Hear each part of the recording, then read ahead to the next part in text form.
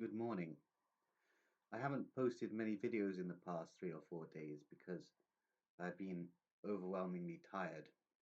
I believe that is a side effect of the antipsychotic medication, which is very annoying really because it's ruining my quality of life to quite a high level. Indeed, also at around 1 p.m. in the afternoon, I start withdrawing from the medication I took at 8 p.m. the night before. So this is every day. I am undergoing withdrawal symptoms, which means the medication must peak very quickly and then suddenly fall down. Indeed, this is not a great state of affairs. Indeed, I have many problems with the psychiatric system as a whole. Indeed, it's been interesting though, because the beams seem to have eased off in the last few days. Perhaps this is because I haven't been talking about Wiltshire Police, though although I previously surmised that it is Wiltshire Police operating the beams, I'm not entirely sure. It's certainly some sort of intelligence aspect, and I'm pretty sure the beams are of British origin, though I wouldn't be surprised if there were a network within Russian intelligence that were beaming at me, though I'm not sure of the logistics of Russian psychotronic warfare in the United Kingdom. Indeed, the Russian intelligence services actually have problems in general operations in the United Kingdom. Indeed, their network probably wouldn't be able to assassinate a British prominent figure. And although there are many covert intelligence wars that go on, I'm not entirely sure the Russians would be able to pull off the assassination of a high-level target. Indeed, the so say Russian assassination of Litvinenko was itself a hoax designed to cast blame on the Russian Federation when it was either the activities of the British intelligence designed to frame the Russian Federation for the assassination of Litvinenko, or an alternate theory is that Litvinenko was involved with some Chechens after his conversion to the faith of Ishmael, and that he was handling some sort of dirty bomb for them, and that in the construction of this dirty bomb, he was exposed to contamination by polonium and thenceforth died, which was very convenient for British intelligence because British intelligence were able to cast this scenario as a Russian originating operation when it was either Litvinenko's misadventure or a framed assassination by British intelligence designed to blame the Russian Federation and therefore increase the public image of the Russian Federation among the British population as an external enemy. Indeed, as I've stated before, Russian power is a myth, and the creation of Russia as an enemy of the United Kingdom only justifies to keep the military industrial complex going within the United Kingdom and to basically bolster the strength of British intelligence's domination over the population. Indeed, it is interesting though that British intelligence is divided into feuding factions, many of which compete with each other, many of whom are rivals, and many of whom occasionally work together and then, for the majority of the time, don't.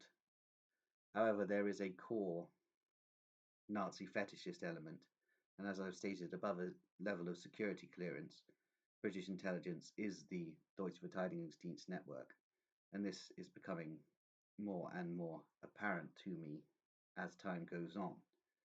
Indeed, many British intelligence officers believe that in a past life they were Nazi officers, and indeed there is a fetishistic, cannibalistic element within British intelligence who are very much focused on Hebrews and wish to reenact the Holocaust saga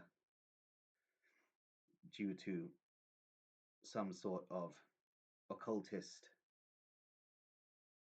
ideology. Indeed, this burnt offering served as an occult ritual, and many British intelligence operatives are of this mindset. Indeed, as I've stated, they are Nazi fetishists.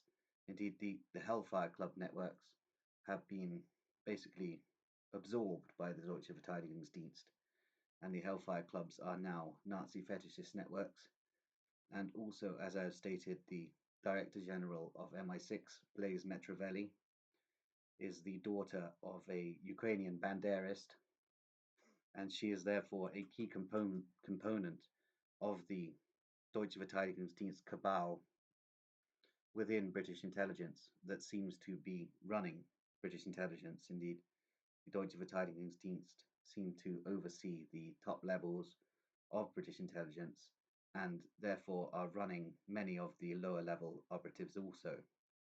Indeed, there is a genuine covert intelligence war going on between British intelligence operatives and the Russian intelligence structure. However, the key players in this seem to be lower level operatives and legions of assets, and they are unaware of the fact that in the higher levels of the intelligence structure, both British intelligence and Russian intelligence are overseen by the networks of the Deutsche Verteidigungs Dienst, who are basically continuing the Cold War scenario as a dialectic for their own long-term strategy. Indeed, due to my not having full knowledge of this strategy, I cannot truly explain what exactly this strategy is. However, I believe it centers around the construction of technocracies within the NATO countries and some sort of technocratic entity in Western Russia. Indeed, I've also surmised that the Deutsche Verteidigungsdienst has a controlling percentage of the Chinese Communist Party. And I've also stated that it's possible that perestroika was a deception and that the Russian Communist Party still runs, Soviet Communist Party still runs Russia. However, I'm not too sure of this latter theory, as Russia is very much a mafia state, and the mob basically does the bidding of the political elites, and it's more of an oligarchic gangster capitalist nation, though the political elites center around a die-hard KGB element, which some may argue is the remnants of the Soviet communist structure. So I'm not ready to make a conclusion on this just yet. Indeed, many of these KGB elements, which now describe themselves as FSB and SVR, though I have no doubt that an extraterritorial KGB still exists as a separate intelligence capability. All of these networks are riddled and penetrated with Deutsche Verteidigungsdienst operatives. Indeed, and this goes back to the overseeing of the budding Russian intelligence networks in the early 1800s by the Prussian Germanic intelligence structure. And this is a hangover from that era. Indeed, the Bavarian Illuminati, the German secret society, did penetrate the Russian Masonic lodges and possibly the Russian court. Thereby, there has always been a connection between the networks that now constitute the Deutsche Verteidigungsdienst and the Russian intelligence structure. Indeed, the British intelligence structure also has a key component within Russian intelligence. However, I'm not entirely sure these are autonomous operating entities, as it seems the Deutsche Verteidigungsdienst are basically controlling the whole show. The networks of Kim Philby, the Cambridge Apostle networks, have been cast in historical texts as being British operatives that were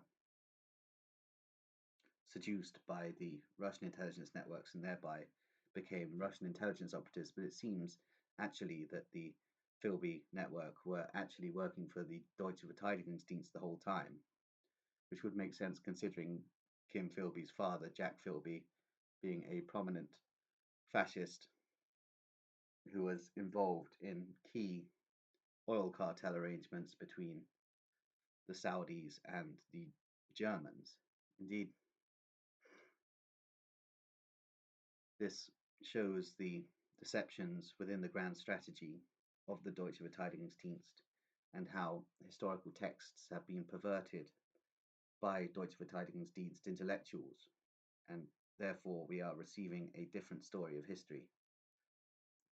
And it's very difficult to see through the cracks unless one can begin to figure out exactly what is going on. Indeed, in the past, I previously focused on the Jesuit order being the dominant intelligence network in the global conspiracy. However, I now surmise that the Jesuit order are subordinate to the Deutsche Verteidigungsdienst and act as an appendage of the Deutsche Verteidigungsdienst, as do the Franciscan order, who are the majority percentage monastic mendicant order within the Roman Catholic Church and hold the most sway within the Roman Catholic Church and have the most extensive networks. Indeed, the Jesuits are basically an autonomous body operating outside of the Roman Catholic Church, despite the connections between the two. However, they interlink with the Franciscans. Indeed, the Jesuits were all declared to be Franciscans by the Pope in the 1500s, and thereby there is a key connection there. Indeed, the Sabbatean networks were originally created by British intelligence, but with the progression of Sabbateanism to Frankism, German intelligence basically co-opted these networks. Indeed, the Sabbatean networks that still exist in Turkey, Albania, Greece, and that general region now tend to be under the domination of the Deutsche Verteidigungsdienst networks. Indeed, the British intelligence connections that these networks have are themselves Deutsche Verteidigungsdienst operatives. So it all links up, and all roads seem to be leading to Dachau, which is a very interesting concept. Indeed, it seems that the Deutsche Verteidigungsdienst just have the Western intelligence structure and the Russian intelligence structure locked in a proxy conflict. Indeed, both the Western intelligence structure and the Russian intelligence structure are merely acting as proxies for the long-range strategy of the Deutsche Verteidigungsdienst. And the eventual idea is that the Deutsche Verteidigungsdienst will have infiltrated not only the intelligence structures of the NATO countries and Russia, but also the corporate, business, financial, industrial, government, bureaucratic, and telecommunications networks of these regions, and thereby with this complete co-option of these networks, will be able to completely dominate the population, though whether or not they will actually reveal themselves at all still needs to be said. Indeed, these networks seem to enjoy acting as a shadow entity. Even within Germany itself, many operatives of the Bundesnachrichtendienst and other German federal intelligence services, many of them are not even aware of the Black Operations Agency network, the Deutsche Verteidigungs Dienst, whose key operatives are themselves bloodline descendants of SS, SD, Abwehr, and Gestapo operatives from the Second World War. Indeed, this network is truly remarkable in the fact that it is able to completely conceal its operations. However, the clues are beginning to reveal themselves, and perhaps this network will not stay concealed for too much longer. Indeed, I'm going to leave it there this morning.